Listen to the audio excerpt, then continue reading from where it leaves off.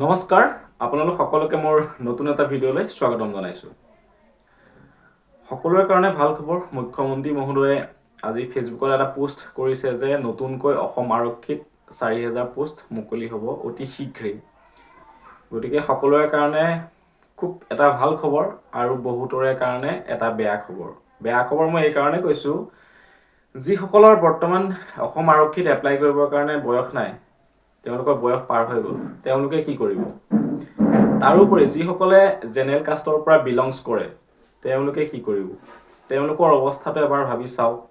না তেওঁলোকে as relaxation পায়, নে তেওঁলোকে ৰিজাৰ্ভেশ্যন পায়, কি পায় তেওঁলোকে? গতিকে এনেদৰে তেওঁলোকক অনাদৰ কৰিলে তেওঁলোকৰ কি হ'ব?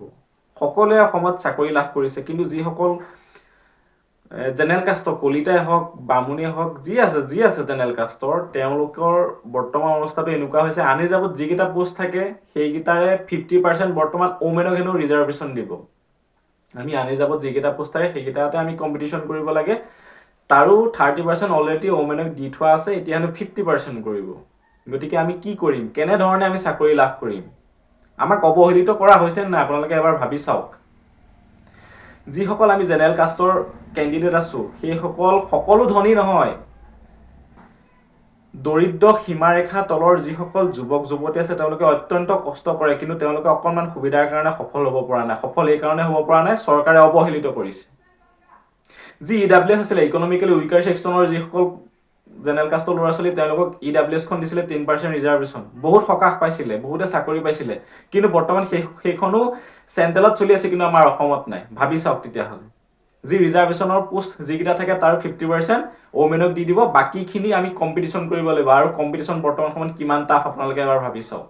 গতিকে মুখ্যমন্ত্ৰী মহোদয়লৈ মই হাত জোৰ কৰি অনুৰোধ জনাইছো, আপুনি অকণমান চিন্তা কৰক EWSখনৰ ক্ষেত্ৰত, আৰু ফৰেষ্ট ডিপাৰ্টমেণ্টতো পোষ্ট মুকলি কৰি দিয়ক। আপুনি সেইদিনা এটা ভিডিঅ'ত কৈছে, মই শুনিছোঁ যে অসম আৰক্ষীতে পোষ্ট মুকলি কৰি দিম, ফৰেষ্ট ডিপাৰ্টমেণ্টৰ কথা আমি পাছত ভাবিম। কিন্তু আমি কি কৰিম?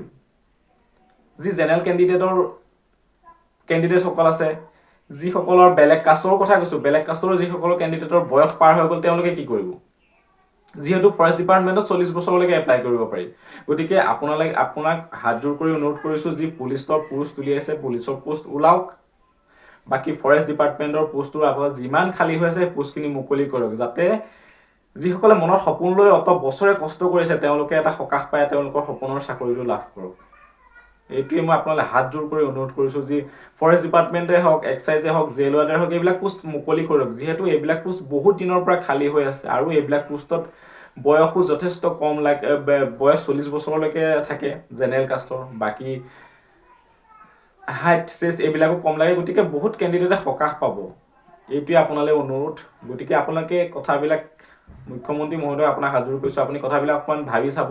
এই দুখীয়া জেনেৰেল কেণ্ডিডেটৰ ল'ৰা ছোৱালীসকলৰ কি অৱস্থা হৈছে এবাৰ আপুনি ভাবি চাই ফৰেষ্ট ডিপাৰ্টমেণ্টৰ হওক, এক্সাইজে হওক, জেইলৰ দৰে পোষ্টখিনি অনুগ্ৰহ কৰি আপুনি মুকলি কৰি দিব। আপুনি অকল পুলিচ উলিয়াইছে, বহুত ভাল কৰিছে, কিন্তু বাকীসকলৰ অৱস্থাটোৰ কথা এবাৰ ভাবি চাব। আৰু বাকী যিসকল কেণ্ডিডেট আছে তেওঁলোকৰ যি মোৰ দৰে অৱস্থাটো হৈছে, তেওঁলোককো অনুৰোধ কৰিছোঁ যিমান পাৰে ভিডিঅ'টো শ্বেয়াৰ কৰক, যাতে সকলোৱে কথাটো গম পাওক। মুখ্যমন্ত্ৰী মহোদয় হয়তো নেদেখে ভিডিঅ'টো, হ'লেও শ্বেয়াৰ কৰক যাতে তেওঁ গম পায়গৈ।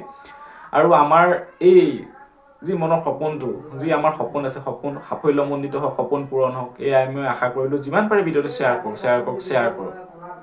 আৰু এনেকুৱা ইনফৰ্মেটিভ ভিডিঅ' পাই থাকিবৰ কাৰণে, ডিফেন্স ৰিলেটিভে হওক, জব ৰিলেটিভ হওক, মোৰ চেনেলটো কাইণ্ডলি ছাবস্ক্ৰাইব কৰি ৰাখিব। আৰু আপোনালোকৰ মন্তব্য আপোনালোকে কমেণ্টত জনাব। ধন্যবাদ জনালোঁ।